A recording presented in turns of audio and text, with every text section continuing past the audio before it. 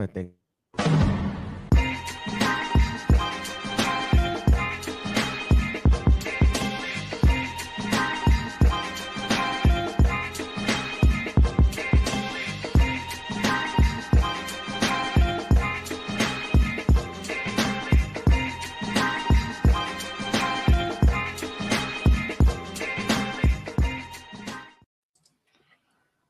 I'm annoyed, but it is what it is. You're listening to the All Burgundy and Gold Everything Commanders Post Game Show, powered by the Urban Sports Scene and Fox Sports Radio, 96.9 FM and 1340 AM, Hopewell, Virginia. In the NFC Championship game, the Washington Commanders fell to the Philadelphia Eagles, 55-23. I'm Wole. I'm joined by my guys, George and Glenn. We also got the homie, host of the Afternoon Kick and Breaking Command Entertainment, Darian D.H. Williams. What's going on? Well, you know what? Before we get into all that, I'm gonna say what's going on, fellas, because I'm not gonna say what's going on, fellas, because folks are agitated. You know what's going on. Yeah, I know. Before we let me knock out some particulars. They subscribe to our podcast on Spotify, Apple Podcasts, iHeartRadio, and other podcast platforms. Just search All Burgundy and Go Everything. Also, tweet us at ABG_everything. Hit us up on IG and TikTok at ABG_everything. And make sure you subscribe to our All Burgundy and Go Everything YouTube channel. Hit that red subscribe button and also like this video. Also, for the Breaking Command Entertainment YouTube channel, hit that like button and also hit that subscribe button as well. If you're feeling generous on this doomsday, hit us up with a super chat on YouTube and we'll prioritize your comments. This post game show is also being streamed on the Urban Sports Team X handle. Before we start, I do want to make sure I haven't seen my guy Mike Underwood on here for a while. I know when we saw him last time, he was he's in the hospital. Sound like he was in the hospital or something like that. So prayers out to him. I hope he's okay. Mike, you listening, man? I just want to hear from you. Just hit us up with a comment. Or if you're in the chat now, just say what's up. But yeah, that's the first thing I want to put out there, Mike. We praying for you. Hope you're okay. All right, man. But yeah, man, how you feeling right now, man? Everybody as a whole, how you feeling? To quote a famous song, Wole, ain't nothing going on but the rent after today. Yeah, it was embarrassing. Man, when I think about this game, there's a song, and I hope my dad is watching, because it's a song he used to sing back in the day. I've had some good days. I've had some hills to climb, and we're right there at that part. I've had some weary days. Like, bro, it's tough, man. It's tough, and I think it's tough because y'all gotta understand we ain't lost in about 8 weeks. So it's like I don't remember what that feel like. You know what I mean? And then to lose in this fashion, it is what it is. It couldn't happen to a worse fan base. Shout out to them. There you go, Dad, my man, backing me up, man. I hope he backing me up, man. We in A flat. Put me in A flat. But no, man, it sucks, but it is what it is. It's a part of the game, man. You know, you win some, you lose some, and we definitely won a lot more than what I thought we would this year. So, good season, man. Good game. What's up, man? Hey, go ahead, Glenn, man. What's up, bro? How you feeling? You're not speechless. You just, when you see a team dominate your other team, you got to take your hat off to that team. And they did what they're supposed to do. I think I told you guys before. I think it was me and you, DH, or me, you, and George. When you turn the ball over 9 times in the last 2 games against a team, you're not expected to win. Mm-hmm. I think we got. You can't. The miracle stopped, right? You turned the ball over last time 5 times, and you was able to win. And you can't turn the ball over 4 times against a very good football team, and expect that to happen every time. And we all know what it is. It was the turnovers that changed the game. The turnovers changed the play calling from Cliff Kingsbury. And so, hey, man, it is heartbreaking.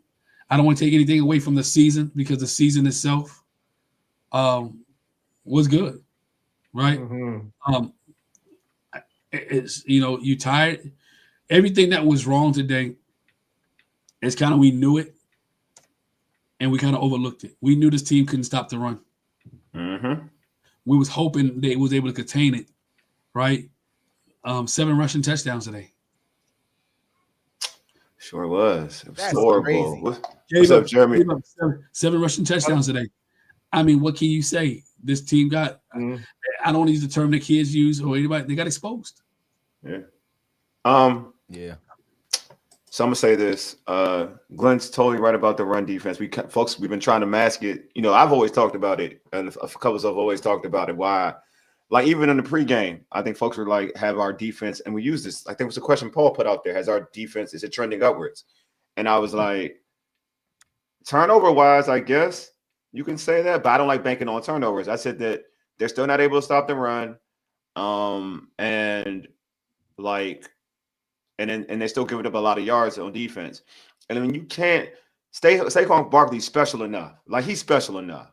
But if you give him about a good 5 yards to work with off that, and now you got him in the second level without really any deterrent, then you're going to be in for a long day. You know what I mean? You thought like Gibbs is good. Gibbs is great.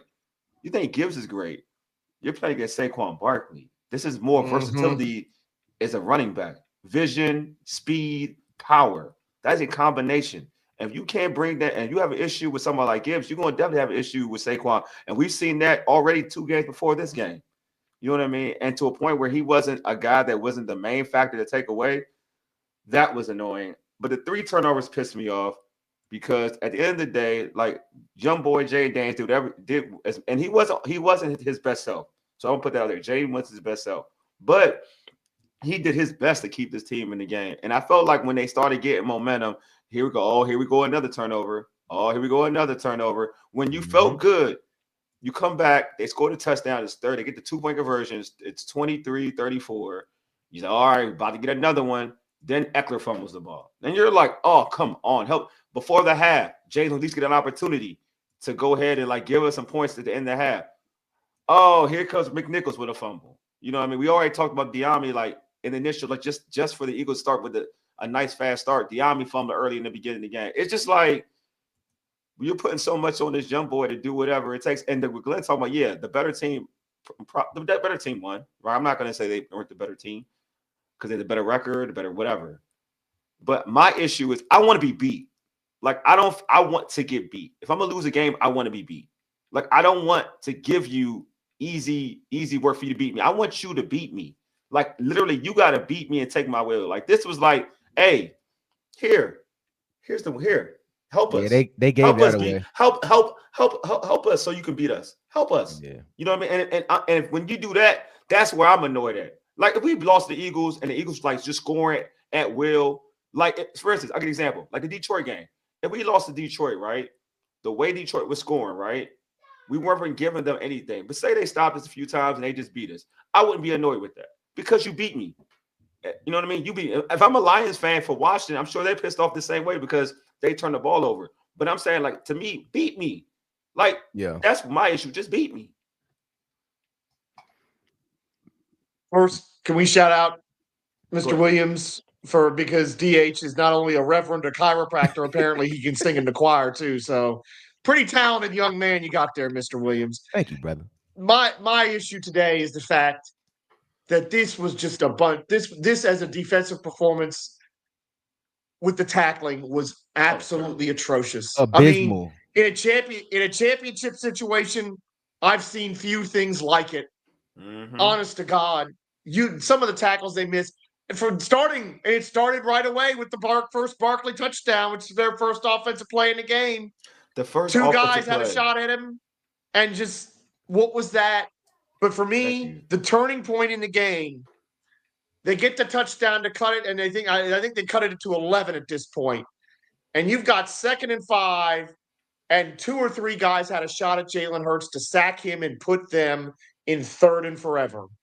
And they miss, and he gets away, and he throws the ball away. And the next play is an easy 3rd down conversion on 3rd and 5. They go and get a touchdown.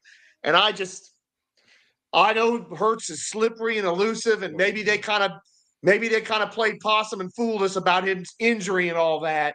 But that is unacceptable, inexcusable. And whatever we do in the offseason, draft and free agency, get some people in here who, when they get a chance to put somebody on the ground, they do. Because the amount of yards that they got after first contact, and it wasn't just Barkley, it was a lot of different guys. Hurts too. That you just cannot abide because that's basic stuff. You got to be able to tackle in this league. You can't be missing tackles like that.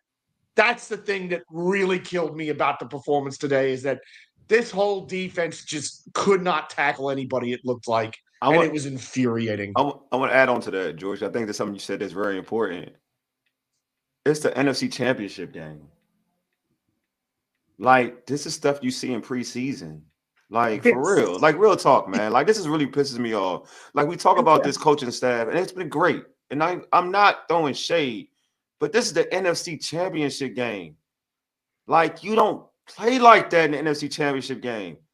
Like, we complained about this in the victory against Philadelphia in the regular season game when they turned the ball over that many times to win the football game. Like, at least protect the football. Like, I'm going to go on. See, now I'm going on a rant. I was trying to chill out. Like, I've been a fan of this dude.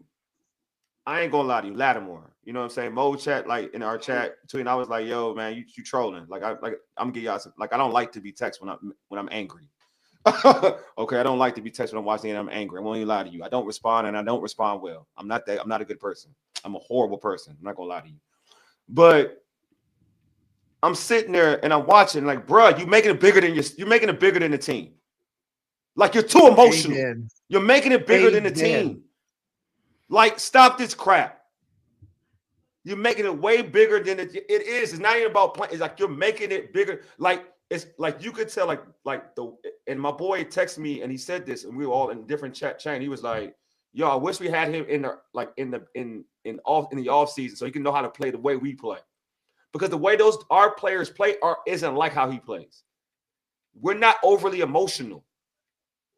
We're focused. He's a little bit overly emotional. I'm not saying he got to go. That's what I'm saying. Like, he needs to get into the culture early, not in the mid-season. Like, get into the culture early and see how we really do things." Because I'm not gonna lie to you. For me, it's not turned on to do. I'm not worried about his PIs. I'm not doing, like, bro, get it together. It's the NFC Championship game. Get it together. It ain't about you. It's about the team. I feel what you're saying about that. I seen some commentary when people talking about that, but here's where I push back on is that on the team that I feel like you got to have those types of guys on the squad, right? I feel like you got to have a good mix of those types of guys, right? And I don't have a problem with him being emotional. The issue that I have is that his emotions aren't policed properly when it comes to himself and then the result from the referees. Because on the play where he got the penalty, he had a legitimate case. His helmet got taken off. AJ Brown is up in his grill, giving him the business. He got his helmet taken off, and he's they're engaged. How is that at least not an offsetting penalty? Like, if you're gonna call, like, and that goes to it too. So, like, I can see his frustration on the field when they're getting someplace. Now, here's another one that I think people missed on that play where they was single coverage on that front side, and AJ Brown got past them. Did y'all look at the replay of what happened when he got up in him? He pulled his face mask down. That's how his head was down, and he couldn't get his head up fast enough. So when he got up on that chuck, he pulled it. His hands went up, pulled his face mask down, and he got a step on him. So he's legitimately pissed when he's playing. So I don't have a problem with him. I just think, like y'all said, him with more time in around the culture and around guys like Wagner and stuff, he'll understand that how his actions can affect the team, right? But I don't have a problem with his emotion. I don't have a problem with his emotion. And by far, he's been him and Sam. I mean, Sanders still gave up a lot too, but since he's been on, I mean, he's been pretty solid. He's better than Benjamin St-Juste. He's better than Michael Davis. But I mean, it's like I was challenging some fans. They're like, well, I want him off the team. So you want Benjamin St-Juste? Like, AJ Brown would have had 500 receiving yards if Benjamin St-Juste was there, and it would have had 6 penalties on him. Like, come on, bro. No, I'm just saying, like, you knew what you was getting when you drafted him. For sure, exactly. And they know that. When they traded for him, they knew what they was getting, right? You knew what you was getting, right? This is the same guy who got ejected with Mike Evans, right? Got suspended with Mike Evans a couple of years ago. You knew what you was getting, right? You knew you were going to get a physical, trash-talking guy, right? I agree with you that he should have been indoctrinated into the culture. Mm-hmm. Hey, that happens over time. You can't do it within 1 or 2 weeks or 3 weeks, whatever, that type of thing. But he has a lot to learn in playing against bigger receivers, right? You didn't see this last week when you had a smaller Ross St. Brown. You saw it every time when he goes up against a big guy like A.J. Brown, a big physical receiver. He has a trouble. And we saw it with Mike Evans, a big physical receiver. He has a problem with big physical receivers. So, and I'm just going off what we saw. No. Because he get physical back. Resume, he's been good he's good with big physical receivers. He get physical back. They just call the penalties on him. They don't call him on other things. But when you have a reputation, you're right, Glenn. Go ahead, though. It's like when you have a reputation. When you like Dennis Rodman, the call is never gonna go your way. Mm-hmm. No, I'm not. I know what you're saying. I know what you're saying. Like in terms of what we're seeing this year, I ain't like Joe Witt. I ain't like Joe Witt's game plan either. That's a whole different discussion. But in terms of what you're talking about, Glenn, I like looking at the body of work this season. I agree with you, Glenn. Like that's what it looks like, right? Like the bigger dudes are giving them issues. But like to DH's point though, like he ain't getting some of these calls that he deserves, like for his reputation. You know what I'm saying? Like they're letting these receivers play physical, pushing him off, and then when he retaliates, then they tend to call it on him. You know what I mean? So I know where DH is coming from, but like I'm just saying, like DH, when you talk about, I'm not mad about his emotions. Yeah, no, I'm just saying get your emotions in. Like you can use your emotions, like you can use your emotions to fuel you in a football game. You know what I'm saying? Like for instance, like Michael Irvin was an emotional wide receiver. Very emotional, but he used it for on the field. It wasn't like overshadowed, like being so involved in this matchup where it takes you out of your game to a certain level. You know what I'm saying? Like you could tell, like Lattimore is so into the matchup of A.J. Brown. He's so into the matchup with certain dudes that he's letting it take away from him as a football player. That's all I'm saying. Like you could tell, like you don't see that. You don't see that with Devontae Smith. He chilling with Devontae Smith. You want the emotion, but you want it within the line of scrimmage, within check. No, that's exactly. I get it. I mean, look, Terry McLaurin can get real emotional. We've seen that the last few weeks, but he ain't letting it get out of hand. Yeah. I'm with DH though. That play, like, so the 15-yard penalty, like I think I'm with DH. I don't think he deserved that at all. It worked for us. It worked in our favor. But I'm with DH. Like he didn't deserve that call. But I'm just like, don't even don't even entertain, don't even be around these folks, dog. Like you already know what time it is, because like when I watched it, when they were discussing it, I was like, this is going to be on both players. That's the first thing I said. Like that's what I thought, bro. Yeah, that's exactly what I thought. I had looked at my wife like I was crazy, and I was like, did they call it on them too? She's like, no. I was like, you tripping? Yeah, I thought it was gonna be on both players. But isn't that the same crew? Isn't that the same crew that had the New Orleans game? Yep, same crew. Yes, it is. George, they're terrible. Glenn did it, not me, George. So I'm going to talk about it now. And I'm not. But, I mean, I will say that's true. Same clue as those people in New Orleans. And again, if we're going to make this point, let's just make this point. And they're 7-0. They're 7-0 for Eagles games too. But yeah, they are. That's according to the NFL, because the way the NFL does their playoffs, that's either the second or third best crew in the NFL, which lets you know how absolutely awful they need the to get state rid of of NFL officiating is. That's either the second or third best crew. Bro, let me tell you something. Look, let me just say this. Yeah, we talking about the refs because they were in the game. So I mean, yeah, that's what we talking about.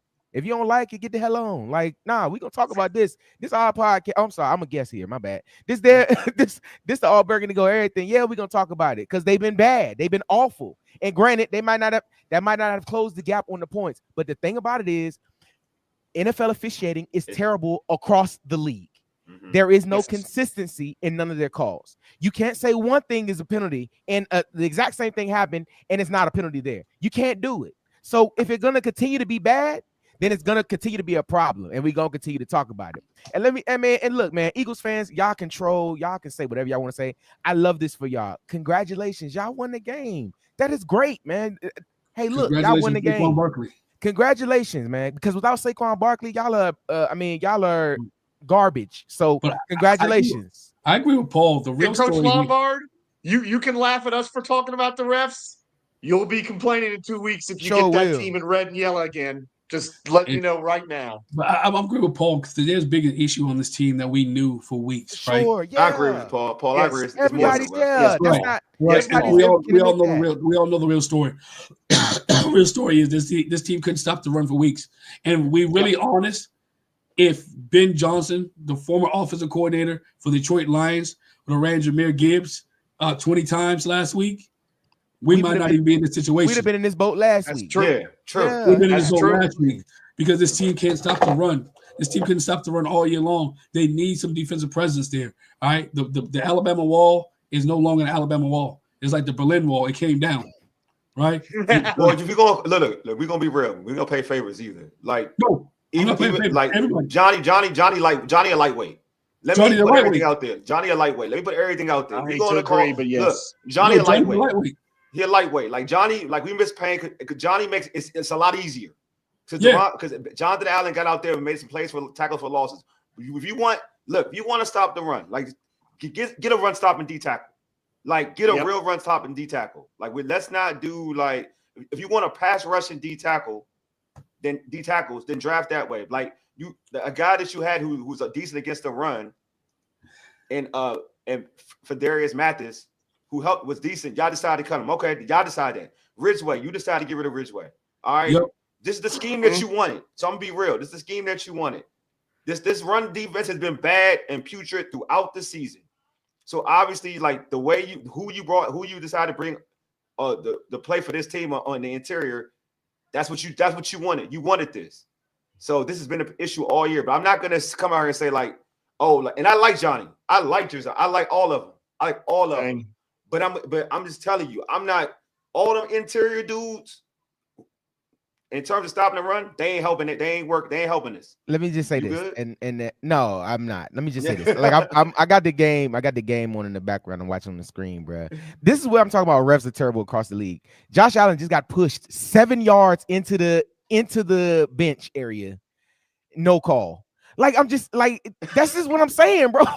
Like y'all think I'm making excuses, bro. I promise you, the ref call is terrible, but that's not the reason we lost. Yeah. You know what I'm saying? And that's not the reason Philadelphia won. They came out there, they took their bet off, and they beat us. And that's no problem. Yeah. I have no problem admitting that. And I love Wole's point for this reason. You know, Adam Peters, you hired this coach, you hired this coaching staff. You try to get guys to fit their scheme. We're still in transition with this roster. I think everybody knows that. Sure. A lot of this roster is going to get turned over again this coming off season. Amazing thing to say for a team that made the NFC Championship game, but it's the truth. A lot of this roster is going to get overturned. Right. So Adam Peters got to sit down with Joe Witt and Dan Quinn, and they got to look at themselves and say, okay, you know, we've got to fix this run defense, not just with the D tackle stuff in the run. We got to get better. We might need to get some better tackling linebackers and safeties or whatever in this team. And nobody on that defense, with probably but a few exceptions, you know, Sanders still, Lattimore, a few other ones. None of that defense should feel safe after today because you just gave up 55 and 7 rushing touchdowns in a playoff game. Those are records. Those are records that ain't going to be broken. So they've got to look at that. They've got to look at that in the draft. It's going to be, you know, those are the things. And look, we have to say this too.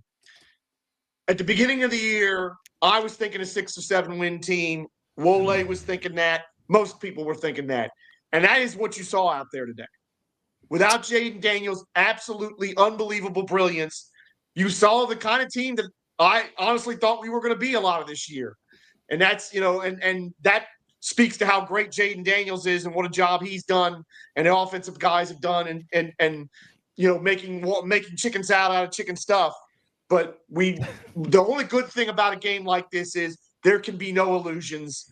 There's a lot of things that have to be upgraded, especially on the defensive side of this ball, if they want to be a championship team next year. I would say something to Paul. Go ahead. I'm sorry. It's something that Paul said, like, and I agree with them. Like, you may have to change coaching philosophy, like there's defensive coaching philosophy, because and also Coach said this too. Like, this run defense is all like in Dallas. It was awful with Dallas. You're gonna have to. There's something you're definitely gonna have, because all right. At the end of the day, if you do want to be a championship team, your defense doesn't have to be the greatest defense in the world, but it has to be good enough to stop the run. It has to be better. Typically to win a Super Bowl or to do anything. Like, you can't go out here and not stop the run and think it's going to be cool. You know what I mean? Because there's so much that's involved in that. win the time possession game. This is a little different because they were getting the way they ran the football was like they throwing the football. That's how bad it was. Like Saquon getting that first play, and it's like a 60+ yard run. You're like, you got like after a long drive by your team, that one play off the run, and you're like, come on, this can't be. And it was bad tackling on that play. Everything went wrong. So this has to be. I know we talk about they need a number 2 wide receiver. They need this. They need that. The first thing they need for real is to solidify that defense. And I'm not saying you got to be an all-world defense. When I say this, because Jayden can cover up a lot, regardless. Mm-hmm. But you got to be at least competent enough. When you were 3rd and long, or 3rd and short, and 3rd and short is like 3rd and 3, and you're not scared to go and run the football and still get it. Like you got to fix that up. Like that's what you got to shore up. You know what I mean? You shore that up, then you can be a better team in the future. But this right here, it's not good for longevity. I'm gonna keep it a bean. It ain't good for longevity. This you gotta show the defense out, gotta tackle, and the things that cost them to lose is they didn't tackle. They let a team. I mean, Saquon Barkley at one point had 10 yards of carry. Right? 10 yards of carry from a running back. That's Madden. Yeah. That's not the NFL.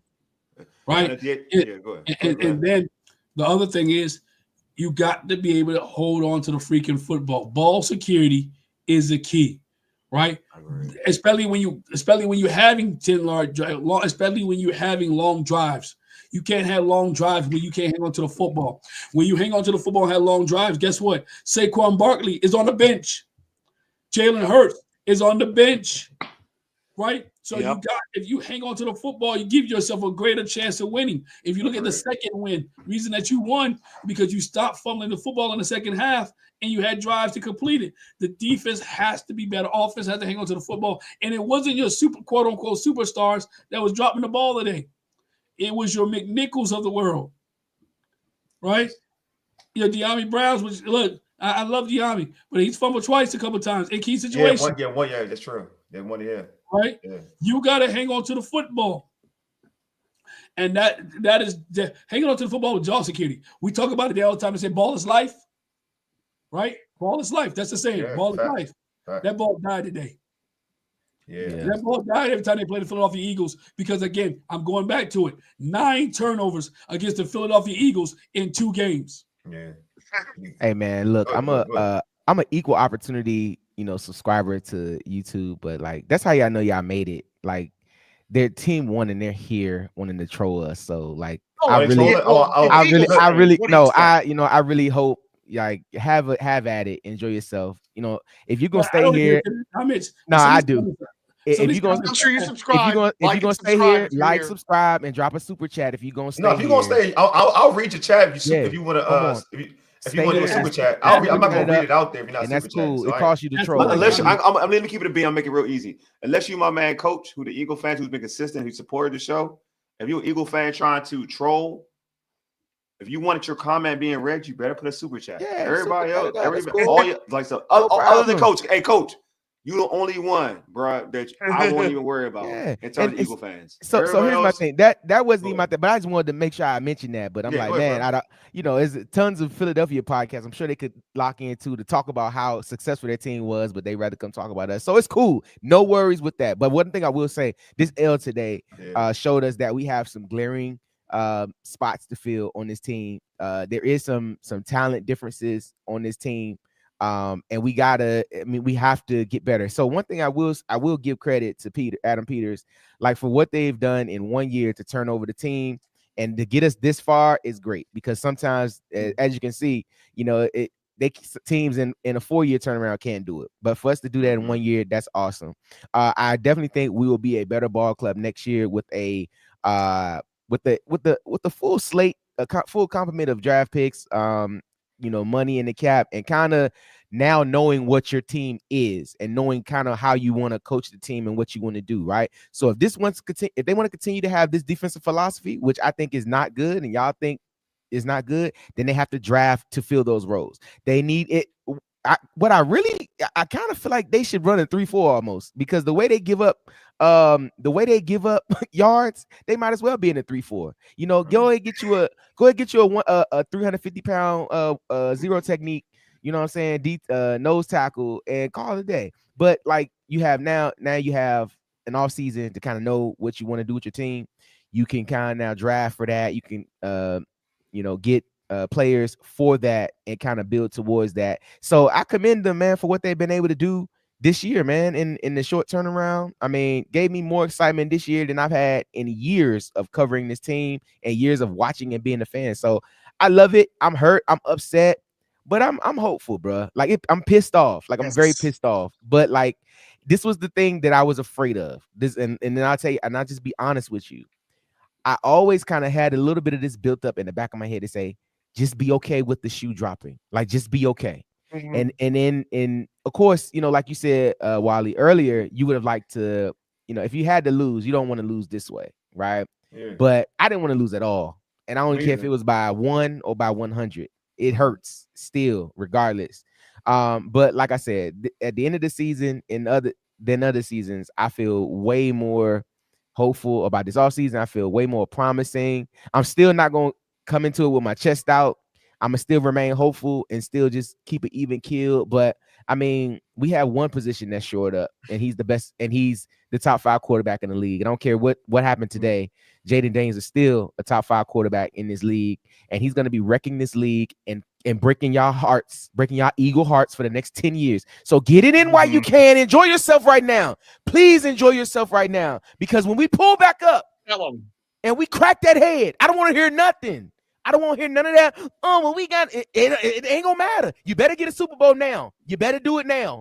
You better go win it now, because it's gonna be a hard time as long as we got Jayden Daniels at the helm. That's all I'm gonna say. I root for Saquon Barkley. I do like Saquon. I don't care about Saquon Barkley. I don't care. Look, he's a nice guy, and I give you his props. He's a nice guy, but he's been a Giant, and he's now an Eagle. It's his bad decision making. I don't care what he does going forward. He ain't an MVP. He's undeniable, though. He's a great player. He's a great player. He's very talented. Kudos for his abilities. Kudos for his abilities. MVP. But he's a Philadelphia Eagle. I hope he loses next week. Oh, no, I do. I do too. He's real MVP. And that's the other thing. Everybody, all these voters are going to vote for a dadgum quarterback this year. When you have watched Saquon Barkley score, 5 or 6 touchdowns in the damn playoffs, 3 100-yard games in the playoffs. He has held that team together almost himself. The quarterback's been hurt. People have been fighting with each other on the sidelines and in the locker room. Guys are reading books on the bench, and they're in the Super Bowl. These voters that can't see past, it's got to be a quarterback because they handle the ball every time. It's bull crap. Saquon Barkley is not just the offensive player of the year. He is the MVP, and he's proved today that other than maybe Mahomes, he's the best player in this league. And that's what everybody ought to take from this. Hold on. Now you got me reading the chat, DH. Now I'm reading the chat. See? All right. My bad, George. I ain't want to cut you. You my guy. You my guy. That's okay. Now, that's okay. I'm trying to be like not me. I'm trying to be a professional here. You see? Hold on, y'all, man. Real talk. Y'all doing a lot right now. I ain't gonna hold you. They doing a lot. Y'all doing a lot. Like I'm hurt. I ain't gonna hold you. I don't like losing. It is what it is. That's life. You know what I'm saying? But I just want you to know this, bro. Like real talk. A rookie quarterback took his team to the NFC Championship game. Right. Y'all got 55. That's what blows me that y'all got 55. I ain't gonna hold you. That does annoy me. So I'm gonna give y'all. I'll be fully transparent to you. You better win it though. Truly, and y'all beat us, and that's really annoys me because I know how y'all fans act. I went to school with a bunch of y'all, and really cool folks too. I want y'all to say that. I'm not anti Philly folks. Really cool folks. You better win it. But y'all do know who y'all are though, right? You better win. Y'all know who you are, right? You know who your quarterback is for real. Like you know who he is for real. You feel comfortable with him against those other 2 teams? Because I want y'all to bring that. I'm gonna try to take some of y'all names down. I want y'all to keep that same energy in the Super Bowl. You know what I'm saying? I want y'all to keep that same energy. They better win it. That's all I'm gonna say. Because let me tell you what, y'all, man. We appreciate you. They better win it. Because let me tell you what, I'm gonna be on y'all head. I'm just saying, keep that same energy. That's all I know. I know you NFC Championships. I feel you. We did this with a rookie though. We did this with a rookie quarterback. Where was this? We did this with a rookie quarterback. Y'all see, the reason why I think, and I'm gonna be real, and I'm even more. The reason why I think y'all even more in the chat like that, because you like they got off easy, bro. Like damn, they're gonna be back next year. Yeah, they're gonna be even better next year. What's crazy is I didn't see none of these cats in the chat week 16. Show didn't. I ain't see how he's scared. The energy they had energy. Hey, I take my hats off to all Philadelphia Eagles fans and to the Philadelphia organization. They won. I don't. You gotta respect my pants down too. I respect my opponent, right? I'm gonna always respect the opponent. And when you fumble the football, you give them opportunity to score. They did what they're supposed to do. Just like last week, Detroit turned the ball over 5 times. We did what we were supposed to do. Yeah. Right? But what happens here is this. When you don't have all your players, we don't have everything we need. We did this on I'm not saying luck, not even. We should say that. We should say that because remember, everybody got hurt when they played us. No. So that's how they beat us. No. That's what we should say. Look, this is what I'm doing. No, these fans need to know. No, these we had Sam Cosby, we would have won. No, these fans need to know. No, Glenn, these fans need to know. I want to say people off the hook right now. I'm not gonna let nobody off the hook. No. This Washington team has holes. They got exposed today, right? It is what they put the ball on the ground. They had to get out of their game plan. In Philadelphia, the number 1 defense showed Washington. They locked the back half up. Let's be honest. For most of the game, they locked the back half up. Jayden Daniels was late. He couldn't get guys open, and they couldn't run. Hey, shout out to the number 1 defense in the league. But again, got to understand that this is a team that wasn't supposed to be here. Yeah. This is a team that beat all odds all year long. This is a team who will probably have the rookie of the year, should have the coach of the year, should have the executive of the year, right? So guess what? At the end of the day, there's only one champion, and it will not be the Philadelphia Eagles. I'm gonna give you your flowers one because I like common sense comments, so I'm gonna give you one. Yeah, Fangio was on point. I'll give you the argument. I will say this for you. I don't even say this for real. Like even in the win, I would say Fangio, even in the win in Northwest Stadium, like he knows how to get Jayden on a slow start. Like he's kind of found something. So I will give you that. He's a good coach, bro. He's a good coach. I will give you that. I definitely give kudos, I'll give you that. And then I'll give kudos to the OC, who was smart. He was like, turn around, hand the ball to Saquon. Yeah, that's what you do. Yeah. If Ben Johnson was smart, he would have did that with Jahmyr Gibbs, but he's not smart. So look, man, we're not even, and I want to make it clear, right? Like we played ball, we understand how this goes, right? Yeah, we upset, we pissed off, we lost. You know what I'm saying? But it's we definitely got to give kudos. You know what I'm saying? And it's cool, man. I want y'all to enjoy it, like talk your stuff, man. Really talk it. Like go ahead. Because I mean, it's okay, man. These moments are fleeting, bro, and y'all not winning the Super Bowl, so it's okay. So go ahead and talk it, like enjoy it, get it out your system now. Because let me tell you what, Uncle DH rereading these chats, and I'm gonna pull up. I will send you a postcard. I will email you just to let you know that you ain't winning the Super Bowl, even though you know. But I mean, I'm just saying, bro. I guess for me, like I guess when I win, Jalen cooked this for real. No, Saquon, man. You know what? Y'all delirious. Jalen good. The refs gave y'all some PIs. Before I get out of here, I gotta run. This one made me mad. The comments that y'all talk about. Jalen Hurts is not better than Jayden Daniels. Let's compare apples to apples, right? This is a rookie, and this is a guy who's been in the league for 4 or 5 years. CJ. One guy. All right, know what? No, we're not doing this. One guy, AJ Brown and Devontae Smith. Are we really doing this? That's what somebody said. And Saquon Barkley. Are we really doing this? But even as a rookie, take his numbers and put it against. Well, I'm not even putting rookie in there because James is better. One guy. I'm gonna say this again. One guy, Devontae Smith, and one guy AJ Brown, and they running back is Saquon Barkley. What kind of complicated coverage is he really going to see? Real talk. What kind of complicated coverage is he going to see? None. Look, I want it to be easy for y'all. If you're a defensive coordinator, are you playing coverage or are you playing 8 in the box to take away Saquon when it comes to Jalen Hurts? Who are you worried about most? You know the answer to that. Exactly. So when you want to compare, one has to do most of the offense as the quarterback. The other is a complementary piece. Let's keep it a bean. Cry losers. Hey, Yikes. Paul, I agree with you, man. If we had a running game, they would pull them out of the zone. Nah, come on now. Y'all can't make up stuff. Y'all can't make up stuff. Hey, but like, fellas, it's cool to say stuff, but don't make up stuff. Love you, Glenn, like, man. I see you. All right, bro. Like, don't make up stuff. That's all. Just don't make it up. You want to say somebody like, oh yeah, he had a better game or whatever. I'm cool. Like, I could even thank you. He's a game manager at that. Yeah. What we doing here, man? Really? Just like and subscribe to the pages, bro. Yeah, just all y'all fans like, man. Let's go on with the show, Wally, because I can't talk. Yeah, you know what I'm saying. You want me to? Let me, man. Hand me the baton. I'm about to put hey, these for folks out here, man. Hey, it's probably it's gonna be my regulars. I don't have time for no trollers.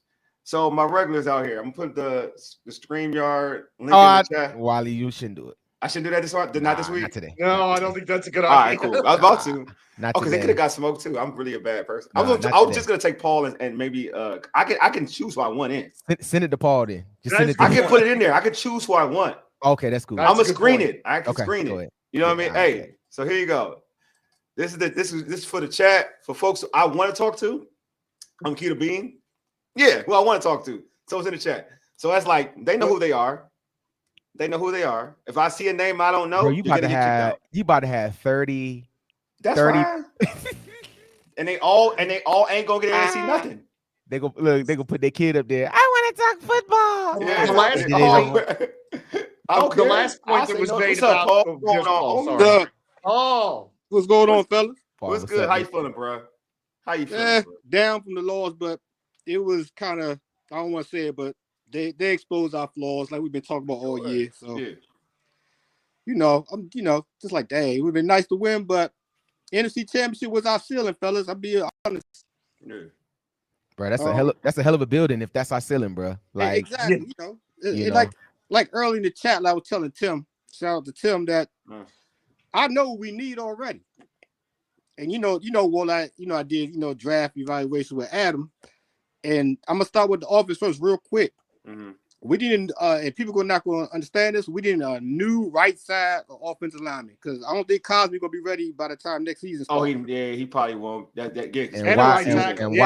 Wiley too. Yeah, we've seen 2 years of Wiley being a turnstile. Right. We know what he was. Right. He played a little bit better than last year, but he's not the answer at that position. No. Right. So you're gonna need a whole new right side. What about left? Left did pretty good, to be honest with you. Left tackle did well. Left a lot, but. That one glaring play where your man Smith lined up like outside of 10 and Brandon Coleman just got beat. That's a hard pass set to get into, bro. Okay, like, that is. That's fair. That's fair. Go ahead, Paul. Keep going, bro. I ain't gonna cut you off. Keep going, bro. No, we need an explosive running back. I agree with that. Point blank. Yes. I'm tired of the Jags that we got a running back. No offense to everybody on the roster, but we need a back where you can hand it off. He can go for 80. Bottom line. Yeah, he did. You need a third receiver to complement Diami and Terry. Point blank. You need, because once again we got Jags. They try, but it's a limit. Defensively, like I've been saying in the chat, number one, they need to change their defensive philosophy. This coaching staff in Dallas, like somebody said in the chat and here, they let anybody like turnstile with the run game. Yeah, my man, coach said that. Coach Lombard said that. Yeah. They need to change the philosophy. We need to get big up front. We just need to. Oh, versatility, man. They need some versatility bodies up front. Like they gotta have guys almost like how I'm gonna age myself. Like the Packers used to have Gilbert Brown. Like they gotta rotate. Like dude. They gotta have one big dude, and then rotate another body out there for like if you want to do pass rushing big, D tackles that hasn't pass rushing D tackles. But you just can't have the same. You can't have the same thing on that and D tackle. You just like it ain't gonna work. You need to run stuff. They can't have Moses at D tackle, huh? Just letting anybody through there. Yeah, bro. Like that thing crazy. Everybody's worried about running. They worried until like Paul's point in terms of the count. Everybody's worried about rushing up, but they ain't doing They not trying to hold it on for the linebackers to do their thing. They all that's why the holes are so open. It's like Moses, like the Red Sea. That thing crazy. Like I said, 85% of the teams we played, they gas us on the run. Yeah. That's a high number. 85%. If you look at it, go back. A lot of teams ran against us. Lastly, they did. Go ahead. We can see DH. No. Go ahead. I'm sorry. And lastly, we identify who the bully is. as of today.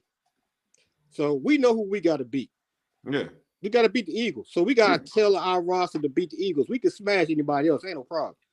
We got to build a team defensively that can stop the Eagles and what they do. And, you know, from that point on, offensively, like I said, there's a few changes, tweaks here, but we gotta change our philosophy defensive-wise and personnel-wise. And like George said, we might flip the roster again this summer. Ain't no Mike, bro. I believe that's coming for real, bro. He had 42 yards receiving. He ain't bad. Just like the fumble. The fumble was bad, but he showed himself. Yeah, Diami earned a contract. This is where I want fans to, and Paul, you know, you always good with logic, man. I appreciate you, bro. Yeah. But this is why I want fans to be honest, bro, and like keep it a buck, like keep it a bean. Like, don't come up here and be like, oh, we need to cut everybody because you made one mistake. Like, come on, dog. Let's be real. That's the thing. Like, I don't want everybody to be like, yeah, and that's what's gonna happen. Like, our fans are gonna go back into that feeling where, you know, oh, we suck, we're this, we're that, we're not good. I'm like, bro, like, guys make mistakes. And then let me tell you what, in a lot of our wins, this is the thing. In a lot of our wins, we said this. It felt like we got lucky. It felt like we made the play. And that's how football goes, bro. And sometimes, just like this game, bro, like the other team is just gonna outplay you. And they did. They outplayed. They capitalized on every opportunity that they got. Mm-hmm. They stuck to their script, which is run Saquon until his calves tighten up. And then once his calves get loosened up, run them again. Okay, and then let your backup get in there and run because our run defense is porous. They did that. They were smart with it. And then also put our defense in situations that we're not good in. When we get one-on-one on the outside, our cornerbacks are handsy. Okay, like they're gonna do that. So put them in positions to do that. Okay, you think about it when they went away from what they do normally, and we blitzed them. We got them off balance. We got them off kilter. Like when we do the things that we do well, we played well. But the thing about it is that's how football goes. You know, you can't do it enough. And then I will say this, even though momentum is not a actual tangible thing, what happens is when things start happening, things start mounting up. And it's easy to get inside your own head when you keep seeing the same thing happen, or they keep getting lucky, or you keep watching them do well and you forget that, okay, yeah, we still got to play ball and still play better. That going up 14 early, I think, killed us off the break. Seeing Saquon running that first joint, I was like, oh yeah, it's gonna be a long day. But you got to be able to lock in. I agree. I think we did miss Payne. Absolutely, bro. And we missed Cosme, bro. And like, really, that Cosme going down really hurt us. And also, this is another thing. With having, you can't trade 7 for 3. Like they had those long, big one-play touchdowns. And if y'all look, Philadelphia's defense was tired them first 2 drives. We had an 18-play drive going forward on 4th down twice and got 3 points out of it. You know, that's great if you don't give up the big play on the turnaround. But that was the formula on how to beat them. Keep them on the field. And that's what we did, but just couldn't do it long enough. I think Dan blinked on the first field goal. It was 4th and 3. We kept making it. And I was like, he should have went for that one. Because like we said before, they got to score 7s. That 3, I was like, all right, Dan blinked on that first one. And then, sure enough, like you said, Saquon took it to the house. I'm like, all right, we behind the 8 ball now. And you know what? No, remember, had the similar situation in Tampa, went for it, didn't get it at the opening part of the game, and that cost us down the line. I think that's why I had no problem with him kicking the field goal. Me either. Going for it. I want to go back to something you said, Paul, because it's so true. The running back thing, and I think it's going to be draft, but I don't know. We've got to have a running back. Home run hitter, dog. We need a home run hitter.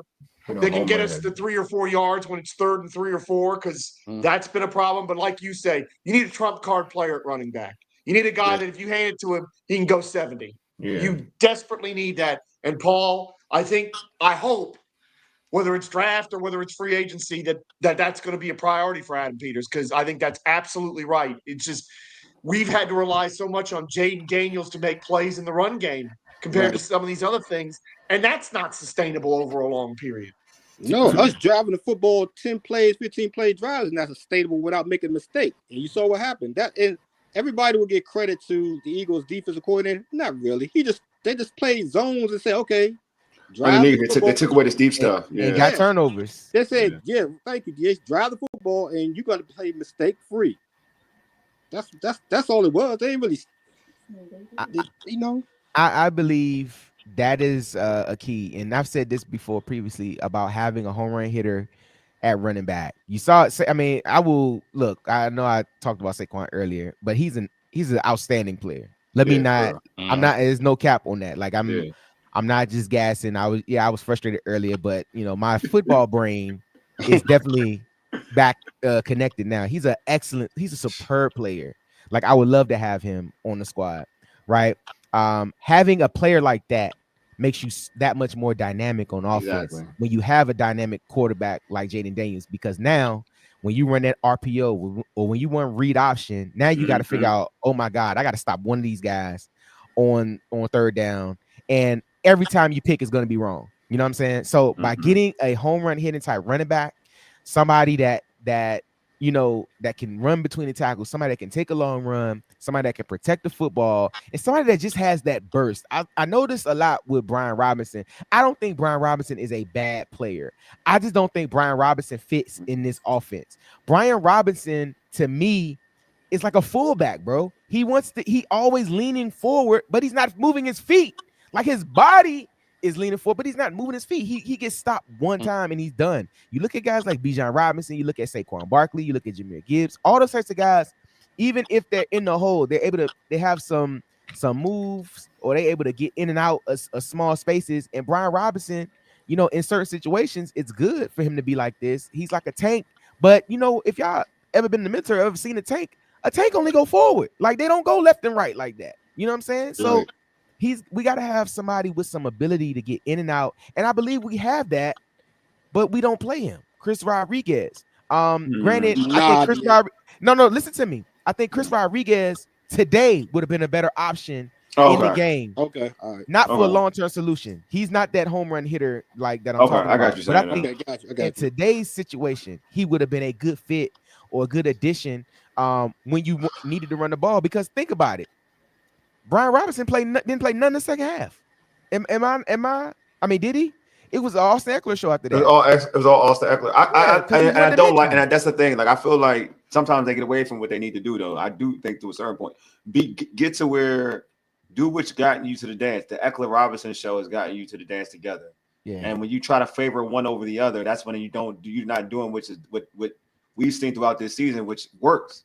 When you split them and you like kind of utilize both of them at the same time, our offense has been better that way. You know what I mean? So in that regard, I wish that they would have kind of utilized both of them like we've seen earlier in the season.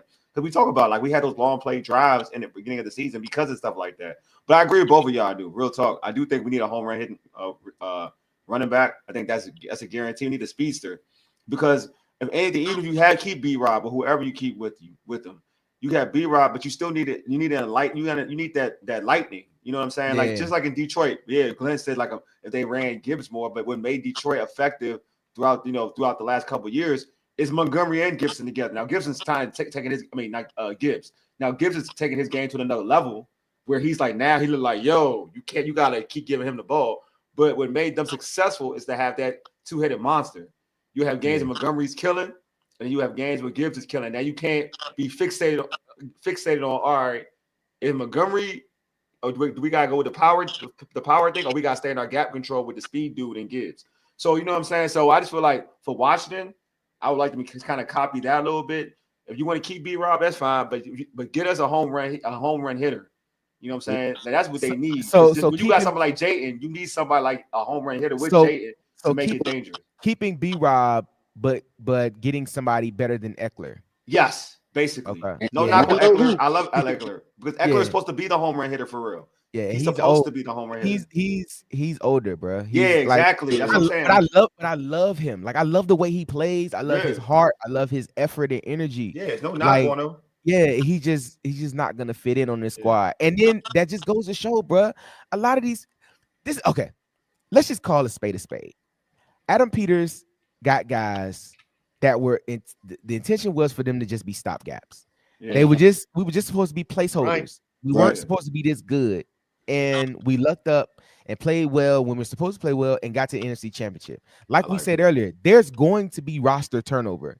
There's going to be a flip of the script of a lot of these guys. Some of these guys that are even now our favorites will not be here because this front office, unlike others, they are going to be early than late with getting rid of some of these guys, right? They're not going to hold on to an old piece just to have them around because, you know, they want to do them a service. No, they're in the business of trying to win football games. So they're not just going to keep guys around just to allow them to be, you know, in the locker room. No, they're going to get guys that can truly help this team and build it from top to bottom. But I think last year or this past year, they had to get enough guys to get their type of culture and mentality in the room.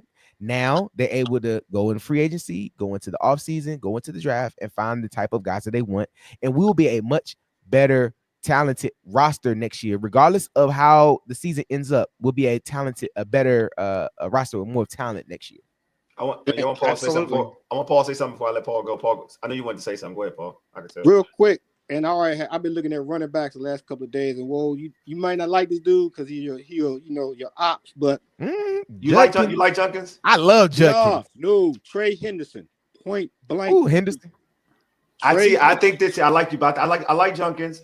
I just think that when we talking about what we need, because Junkins get walked. He get walked though. He get walked. Junkins get walked though.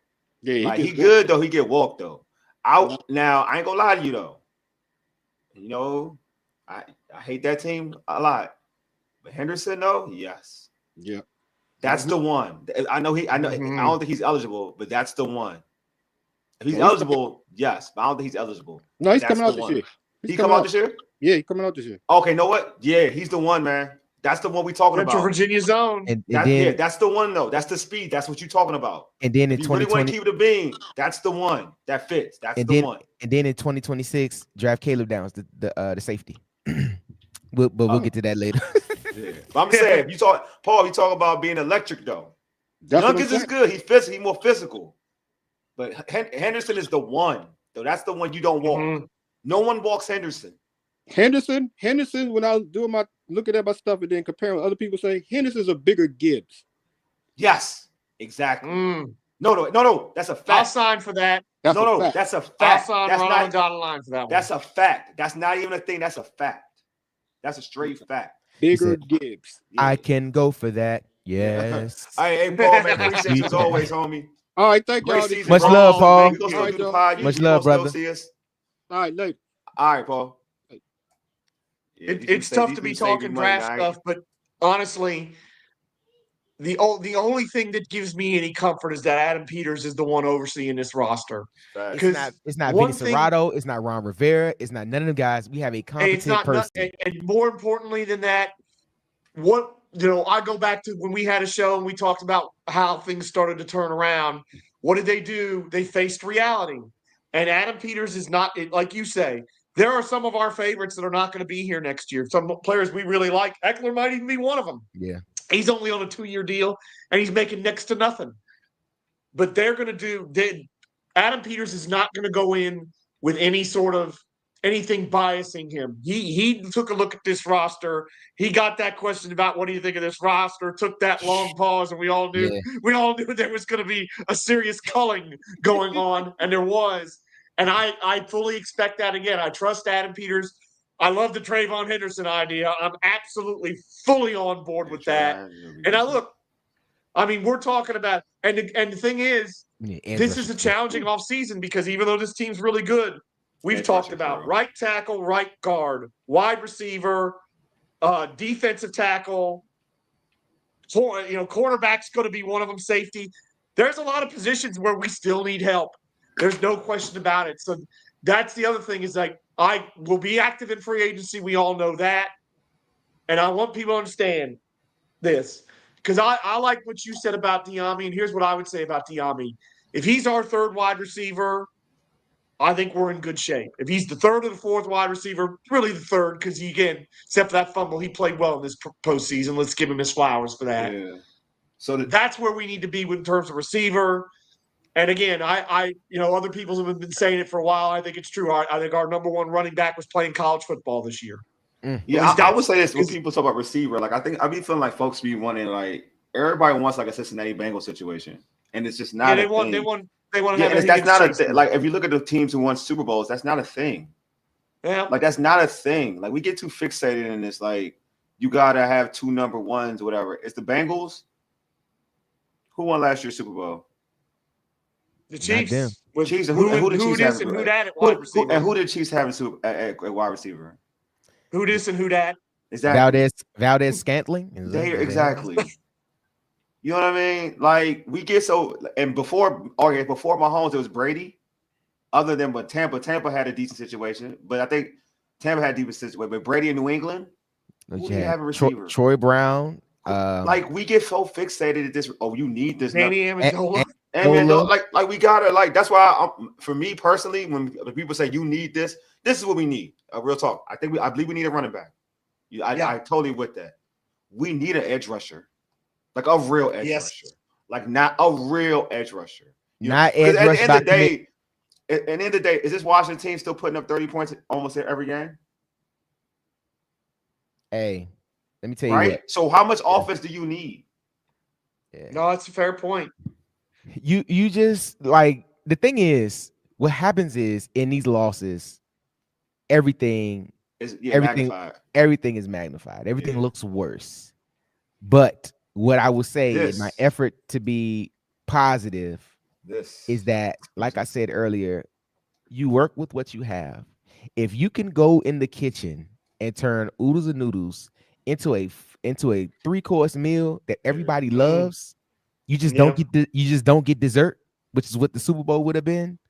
Yeah. I'm okay with this. Everybody ate, everybody feels good. I feel confident that the next time I go into your kitchen, you're gonna make a great meal, especially if you have time to prepare, especially if you have time to go to the grocery store, have time to cook it, and really prepare it like you need to. So I got faith that they're gonna do an excellent job now that they know what they need to do. It's just tough, man. Taking the loss hurt, bro. It's like it just happens. And the thing about it is, I'm hopeful because we have the best quarterback, that we've had in a long time. And let me tell you what happened today. Oh, but Zach Ertz been so good though. I get you though. Oh, bro, I'm so glad you put that up there because listen to me. Zach Ertz been so good though. Imagine if that's Kyle Pitts or even Evan Ingram, or if that's anybody else other than Noyak Zach. Like if Jayden Daniels gets a explosive tight end, I love if that could have been Cole Turner this year, but it's not going to be. But you get or Ben Sinnott even. But if you get an explosive tight end that can give Jayden that security blanket, like what he had. Zach Ertz had 11 catches, am I not mistaken? Yeah, he killed though. Yes, that's right, for 104 yards. He killed. Crazy. So you look at how the offense is designed. Philly's offense was designed to leave the tight end open, and that's what happened all day long. So you go get key players that can help your guy out. And that's why, I was really pissed off when we lost. Like I really was. And I'm still upset that we lost the game. But like I said, bro, this is not like any other season. Like we had some very high highs, and this is the low. If you would have told me at the beginning of the year we were lost in the NFC Championship game, I would have called you a liar and tell you why you playing with me like this. You know what I'm saying? Yeah. But this is what happened. We came to the NFC Championship. We got on the field and we got beat by a better team. Somebody said earlier, "Oh, y'all not giving Philly no respect." I was like, man, you just got here, dog. Like, get out of my face. Like, Philly is a good ball club. I can't stand their fans. Even some of y'all in this chat, you know what I'm saying? I'm seeing a lot of y'all right now. Some of y'all are wilding, but it's okay though. You know what, Eric? You know what? It's your day. I hope you bite into. I hope you bite into a cheesesteak and find something special in there. I'll say it's your day, and you feel really good. So you know what? I'll give you. And look, let's also say this: we got our butt kicked in the trenches today. Philadelphia. That too, though. I think that's the main thing for real. Real talk. That's the main thing. And Philadelphia's front office, and this is a point that Indian Lake, Ohio made earlier. They have drafted most of these guys on both lines. And they have done a fantastic job in that, and you see the result. Because the funny thing is for me today is that it felt like Jalen Carter's name wasn't called that much compared to the other guys. Yeah, the other guys on that line were absolutely killing us today. So, that's something that Adam Peters is definitely going to have to look at. It's like, all right, we're gonna have to make damn sure that we beef up both of these lines. And Darnell Brown said left tackle. I wouldn't be opposed to it, Darnell Brown. I like what Brandon Coleman gave us this year and the development he showed, but you need depth at that side of the field. We don't know Cornelius Lucas is coming back, as a for instance. Mm-hmm. So I'm definitely not opposed to left tackle as a thing. Like I say, we already talked about right tackle and right guard. No, right guard's going to be a stopgap for a year. Yeah, I'm with you. I think, George, I'm with you.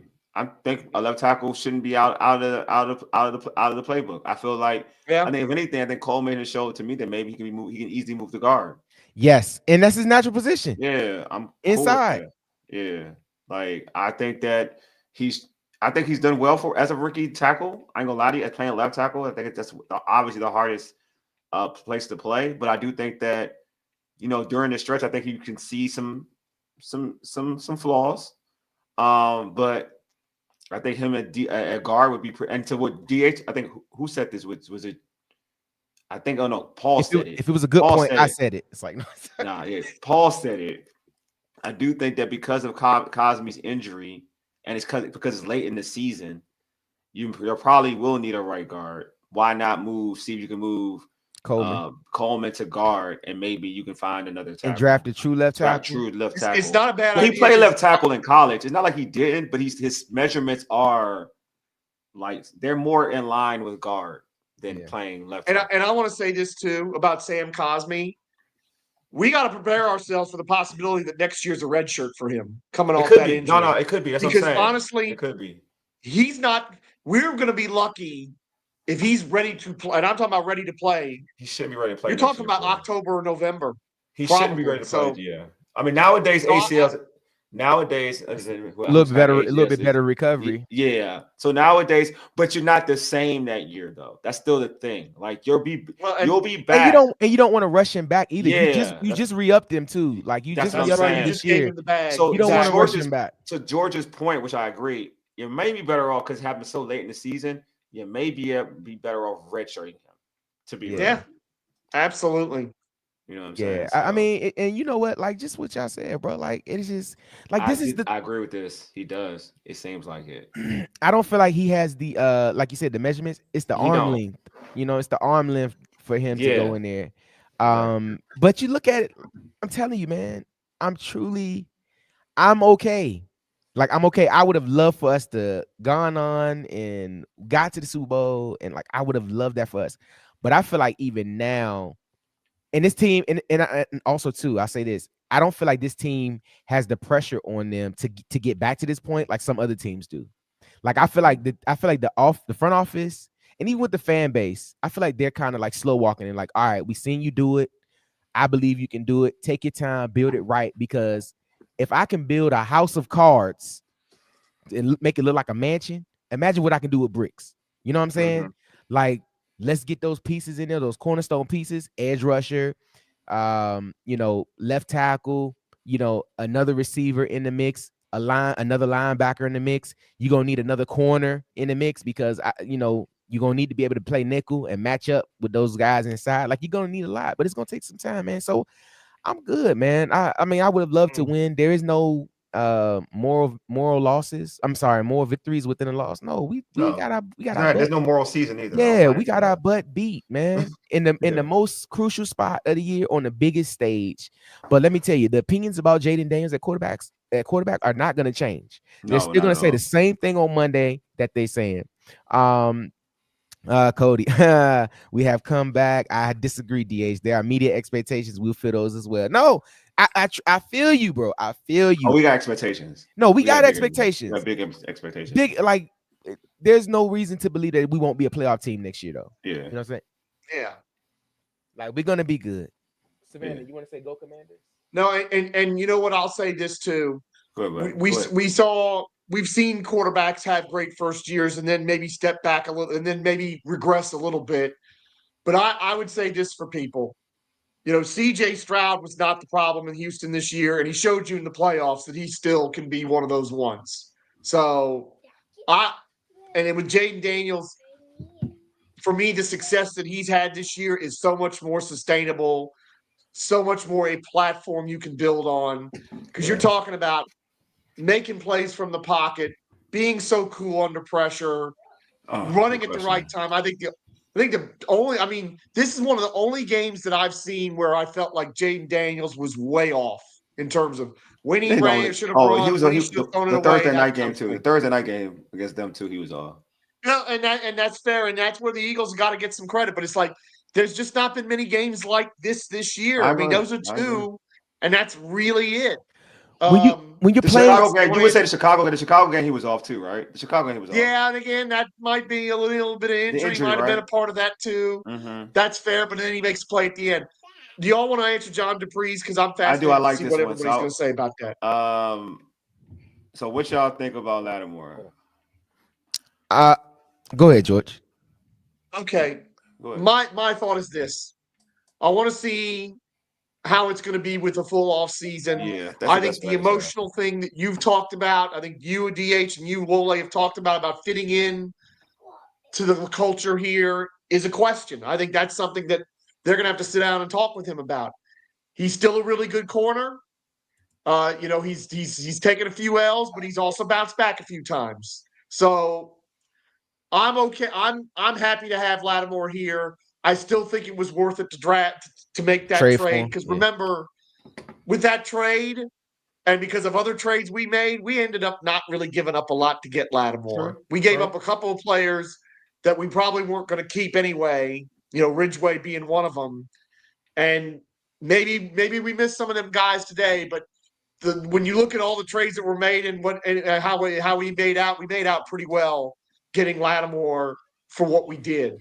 So I think it's just a matter of getting him to fit inside the culture and helping him with not only, in the nickel getting better corners, but helping him in terms of let's get some guys that get pressure on the quarterback so that the quarterback don't have time to throw and make those plays on him. Thank you, George, because that's my point. This is where I'm leaning with it, right? I think Marshall Lattimore can be a key player to this defense for the next 2 years. Nah, Jacksonville job ain't open anymore. Go ahead, though.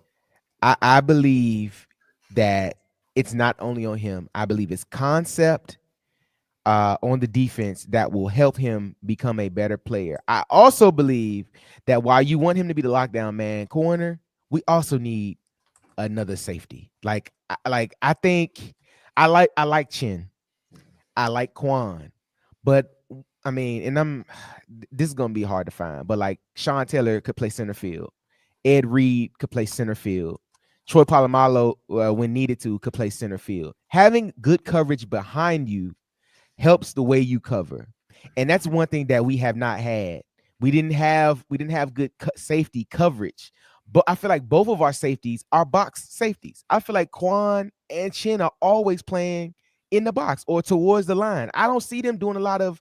I don't see us playing a lot of cover 3 or like cover 1 with the man with one safety in the middle of the field. We don't play a lot of defense, so I think concept will help Lattimore play a little bit better. And like you said, with a consistent pass rush, going to get a better defensive end, somebody that can truly force these quarterbacks to have to make a decision and get rid of the football will help coverage for everybody, because then it speeds up.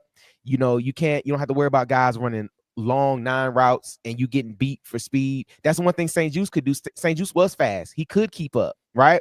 But as the play would go on, they would just outthrow him and he would get beat that way, or he'd get too handsy, right? I think Sanders still is a perfect piece for them. But even today, you saw Sanders still get beat because Sanders still not big enough, in my opinion. Sanders still a little guy. I feel like Sanders still could be a safety because of his ball skills, right?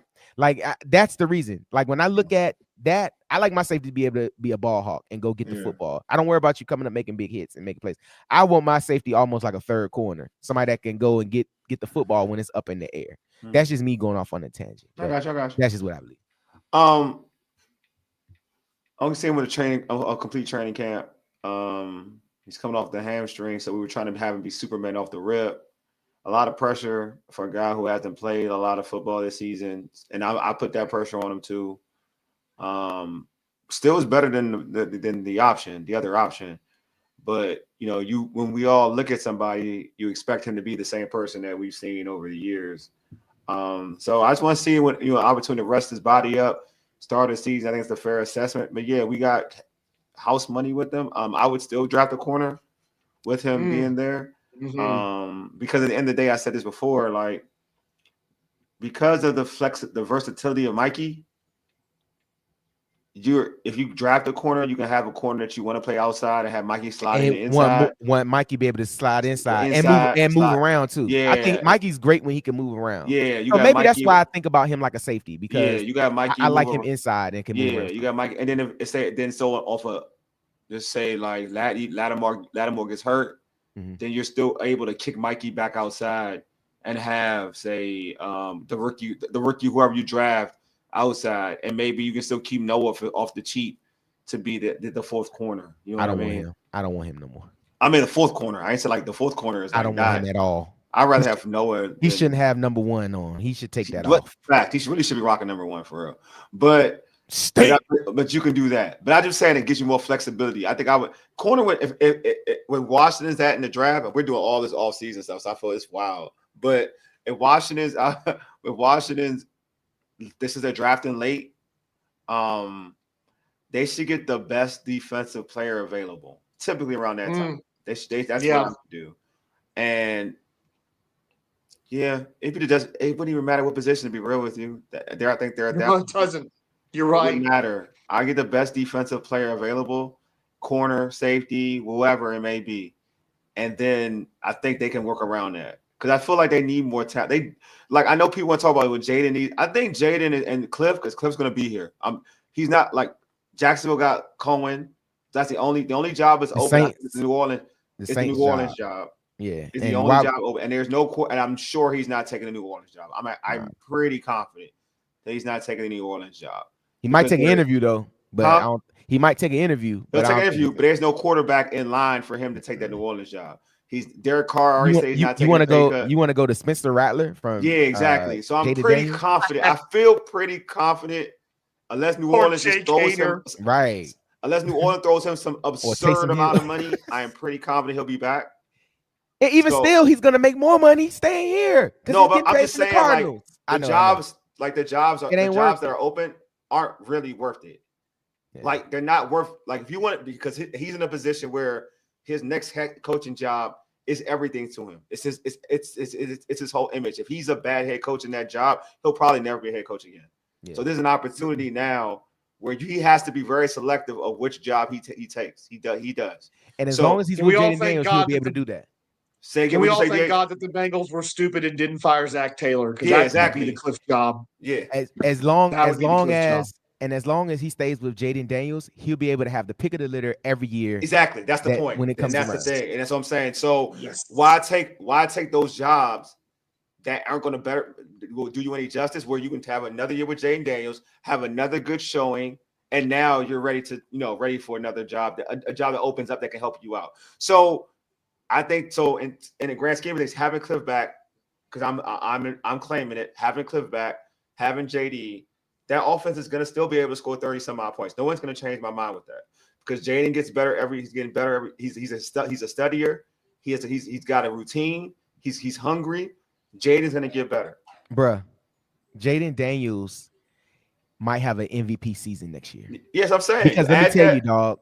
I'm sorry, Wally. Go ahead. I'm just saying, add that with Cliff, because you got continuity. That's the most important thing. But also the quarterback who's level-headed enough and humble enough, and knowing that and has the drive to improve. I think that's a great combination. So anytime you have that recipe, I think it's going to be good for Jayden and this offense to still be productive. That's why when people say, "Oh, they need this, they need that," yeah, it'd be good to have certain pieces. But the main thing to me is for Jayden, because Jayden's going to keep you in the game, and Jayden's still going to score.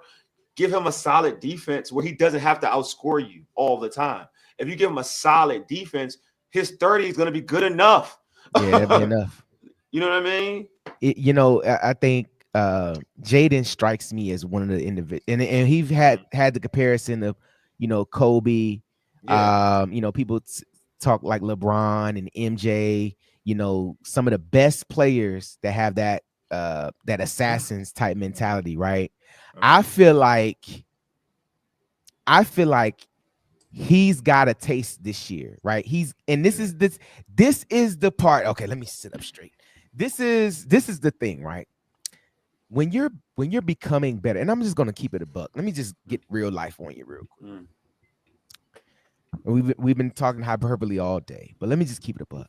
In order for you to become better as a person, having moments like these is what motivates you to get to your next hump, to get to your next level. See, sometimes people will have these moments and they will fold and they will never return again.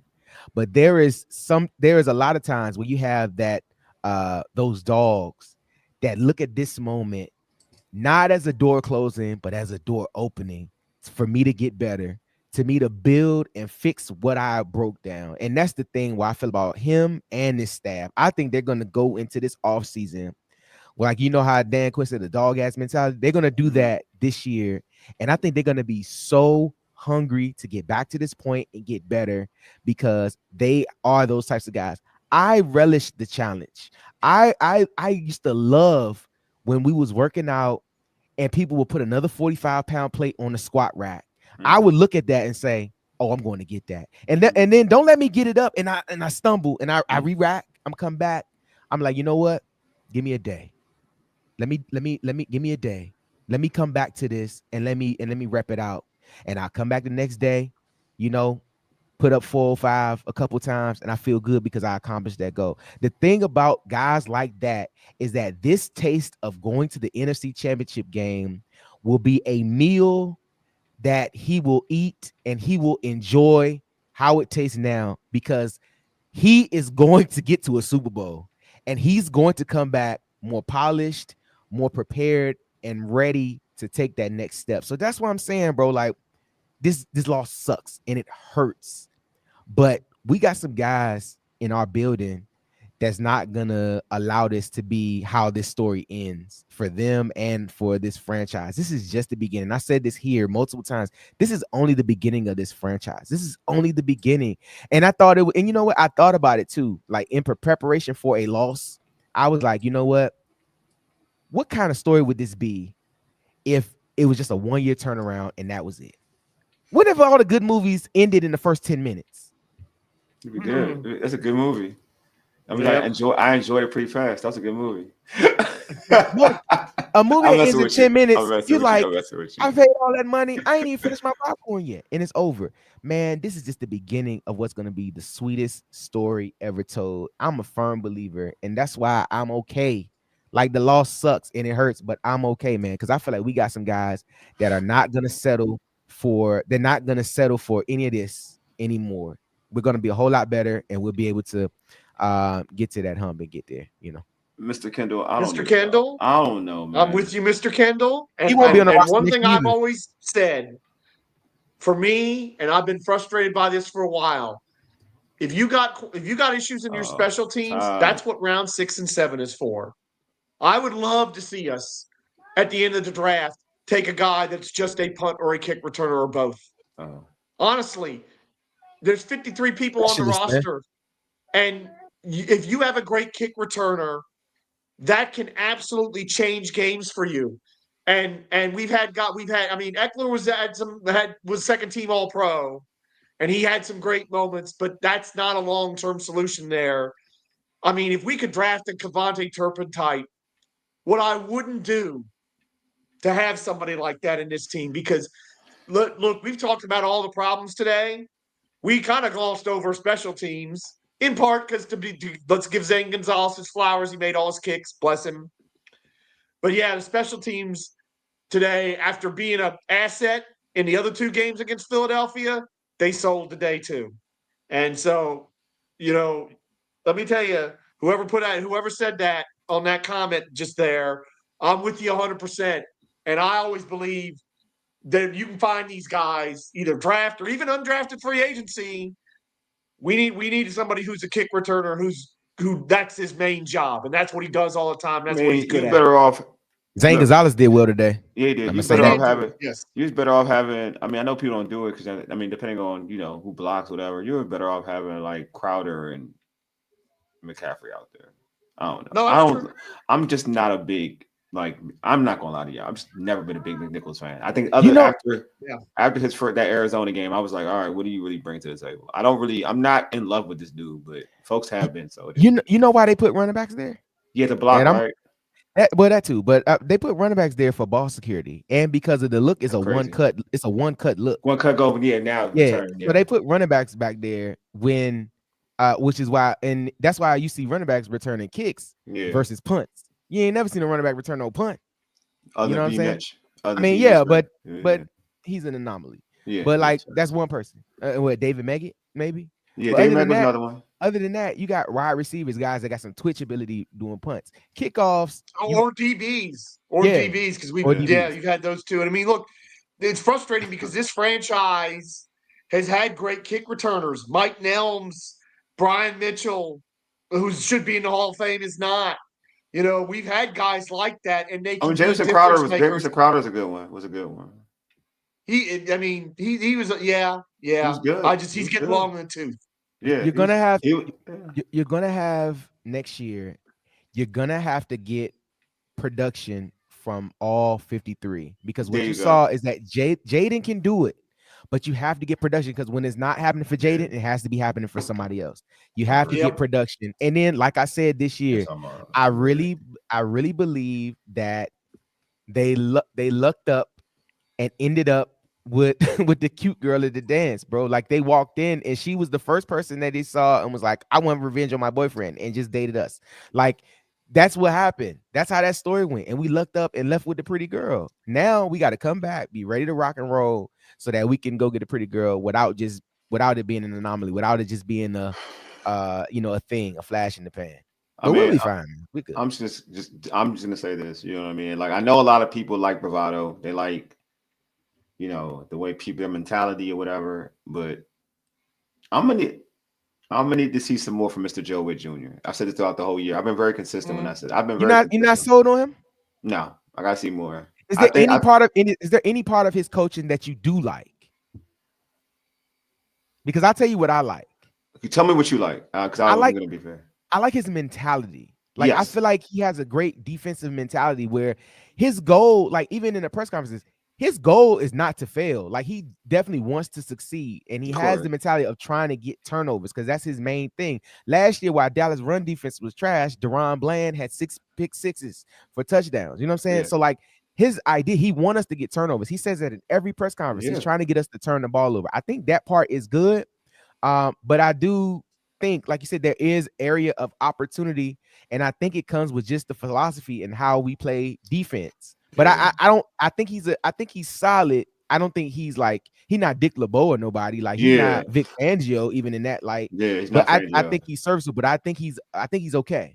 The reason why, all right, so turnovers are a thing that two parties have to really work on.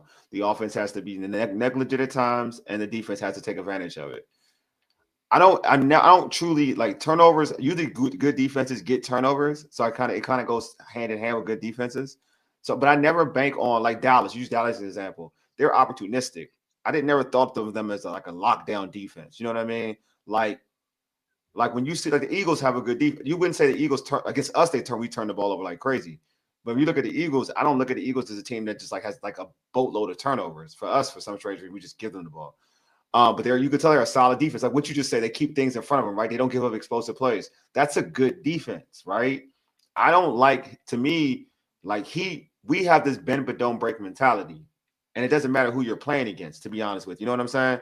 Like you could be playing Patrick Mahomes, or you could be playing Sam Darnold. They're going to get the same type of, okay, I'm scared you're going to beat us deep, so I'm going to play a certain way. I'm like, yo, we're like, at the end of the day, like the good defensive coaches, they're saying, I'm going to take something away. Like, I'm going to take something away from you, something that you're comfortable of doing. You know what I mean? Oh, I'm going to try my best to take it away from you. I'm not going to say, hey, I'm playing coverage when Saquon's out there. I know that Saquon is the league MVP. I don't want Saquon to beat us. So I'm gonna do whatever it takes to take that away. Look at the Baltimore Ravens and Buffalo last week, last week. they were now. It didn't, they didn't really stop Derrick Henry. Like he still had like 16 carries for like over 5 yards a carry. But they made it a thing to say, you know what, we're gonna try to take him away. We're gonna try to contain Derrick Henry. That was the game plan. As good as Lamar was, that was their game plan. They wanted to take something away. When you look at Witt, it's not like he's taking something away. Like I'll use an example. For most of that game, we were in zone in the beginning of the first half. So you're letting Jalen Hurts sit back and throw the football. And the Eagles already have one of the better offensive lines in football. They do. They have one of the best offensive lines in football. And we just talked about our front. We need a pass rusher. So you're gonna let Jalen Hurts sit back with those receivers and try to pick us apart in zone. If you're gonna now if you bring pressure, which you did see, now you made him make a decision. Now, granted, some of those led to like PIs most of the time, not most of the time, some of the time, but you saw him rush it. It wasn't now he had to. It was more of a one read. Let me throw it. It wasn't surveying the field. You rushed it. You're rushing his thought process. Like you take something away. To me, Joe Witt plays it one way. Period. And that's the thing. Like, yeah, I like his mentality. I'm with you, DH. His mentality is cool.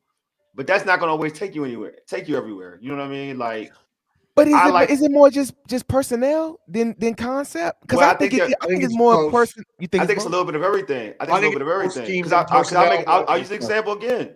Because Joe Witt wasn't a DC over there, like when in Dallas. When Dan Quinn got to Dallas, they had the same defense that was bad. He came in there. The talent was pretty much the same his first year, and his defense was improved.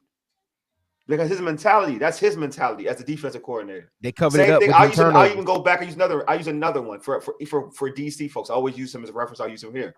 When Greg Williams got here, that defense was the bottom of the barrel defense. You couldn't tell me about talent. That team didn't have no talent on defense for real. Absolutely. Compared to what it was last year. Made them a top 3 defense. Yep. So I'm just saying, there is something that you could do to kind of mask your talent. You can emphasize the talent that you do have on the football field. I'm just saying, like with him, there are things that when you're playing certain teams, I'm not saying that that's all talent. When you're playing certain teams, you try to take away something. To me, Joe Witt doesn't try to take it away. Like if you say Todd Bowles, you watch Todd Bowles and how he goes against the Eagles, regardless of who's out there, he'll do like I'm putting everybody up front and I'm making Jalen Hurts beat us. That's how he does it, and that's why he's been very successful. The run game debate would have been a good one if every team didn't gash us in the run. Yeah, I agree. Need to have. May I help you? That's why I agree with Wole. I think it's more scheme than personnel. Yeah, we don't have the personnel yet, but it is scheme. And look, you go to war with the army you have, as the old saying goes. And yes, it's difficult to mask some of the deficiencies we have. But it feels like he didn't try. It feels like if he tried to do it, it didn't work. And I'll go back to what Wole said just now because it's absolutely spot on. The one thing you can't let do is Jalen Hurts get in a rhythm, because even if he's not the best passer in the world, if he starts well, if he gets in a rhythm, we've seen him have big games. And let's give we got to give Jalen Hurts some credit as much as it kills us. He made some absolutely throws today. I mean, I give him no credit. He made one good throw. He made one vicious throw. The one. Well, I mean, the Devontae Smith one was a pretty good throw. The one that AJ Brown on the sideline was a good throw. That was the one I'll give him. The rest he had time. The rest he had time. And then when they rushed him, he got PIs. He didn't do.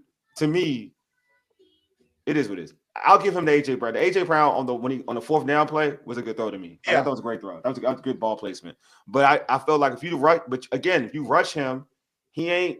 When you let him start, he's good at sitting in a zone. Like he can see because he gets time in the pocket. The Eagles have one of the better lines of football, so he gets a lot of time in the pocket to just fade the field. If you rush him, he's not the same dude. That's all. If you rush him, he's not the same dude.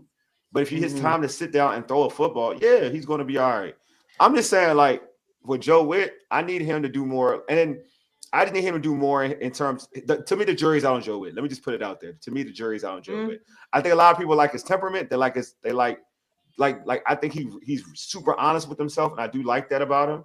You know, I respect that. But at the end of the day, in terms of scheming up defenses and being for what it is, I'm not sold on Joe Witt. There's not a game like. Cause I'll use this example. Like I think we're worse against the run we were last year, and we still had the two Alabama boys there. To me, and I feel like this is the worst I've seen. And I feel like with Bobby Wagner, it wouldn't be a thing to be this bad. I love Bobby Wagner, and Bobby Wagner is doing his job, so it's not an insult to Bobby Wagner.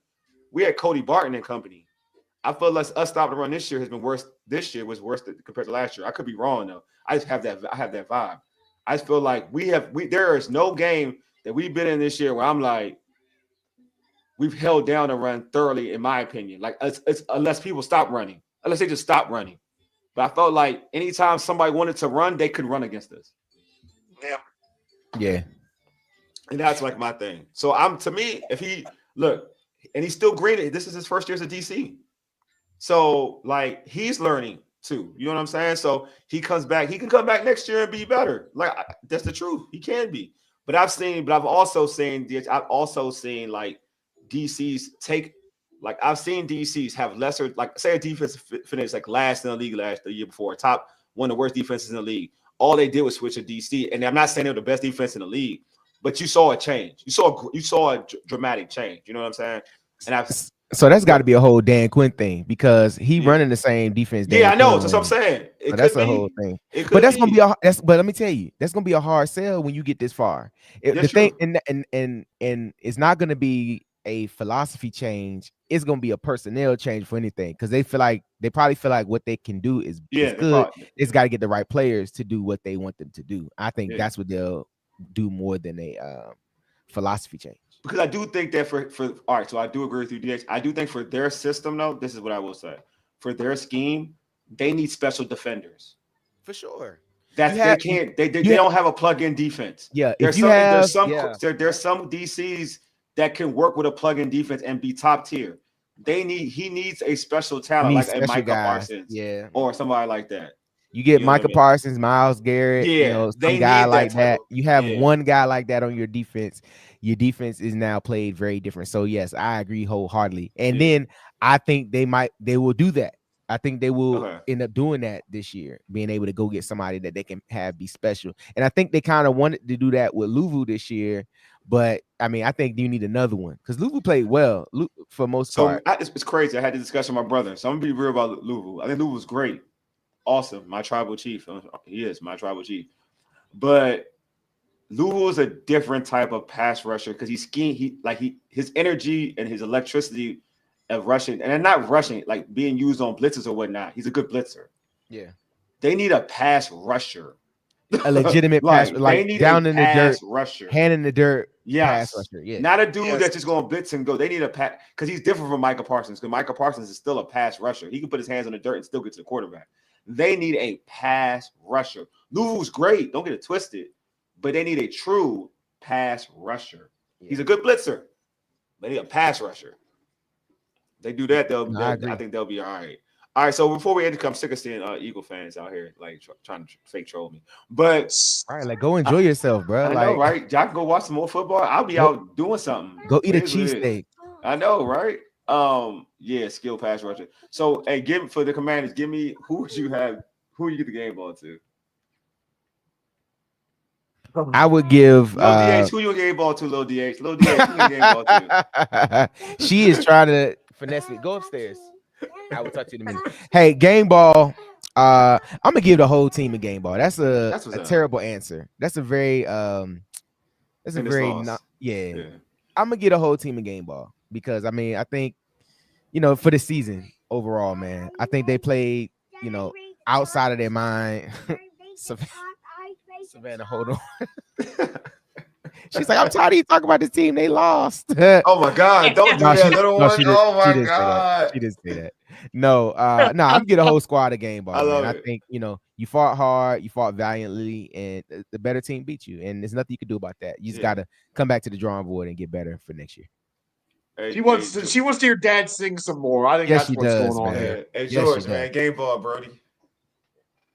Game ball. You know what? I'm going to give it to Zane Gonzalez because we've been not sure about him all year, and he came up with some kicks when we needed him and that sort of thing. Let's give it to Zane Gonzalez because it's hard to give it to anybody when the other team scores 55. God dang.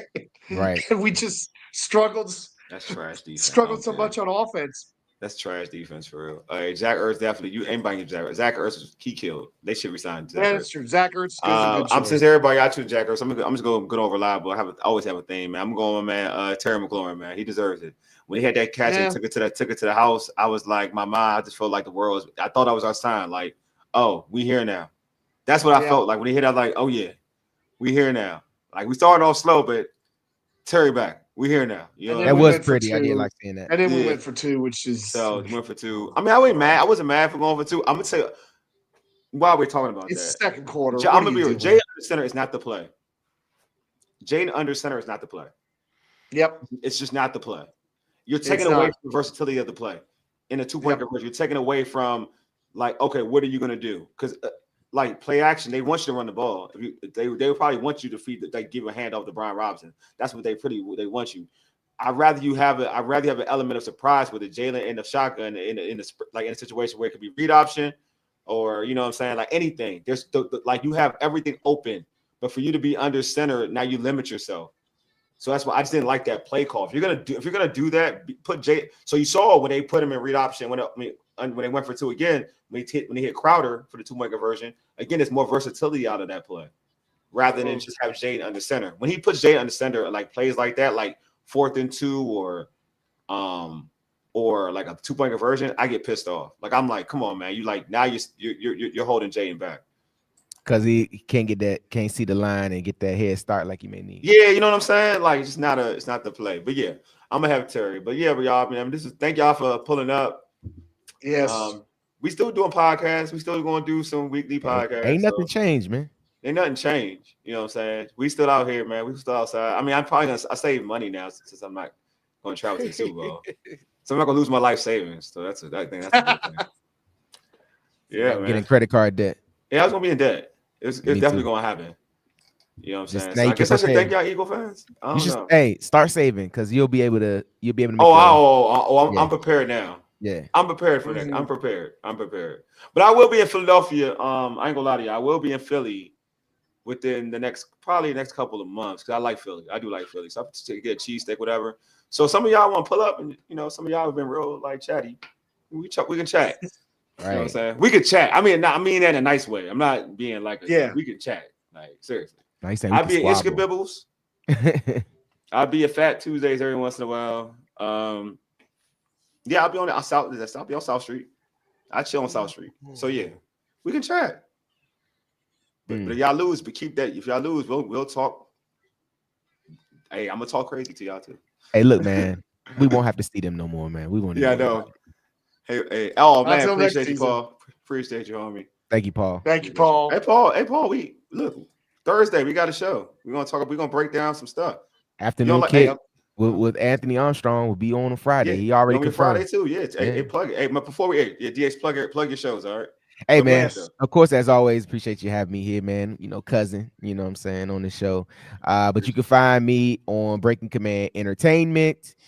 Every Friday, it's myself and Real Robinson. We host the Afternoon Kick. We will have Anthony Armstrong on again, because he said it don't matter that we lost. He said he gonna pull up on us and be on the show. So Anthony Armstrong will be on the show on Friday.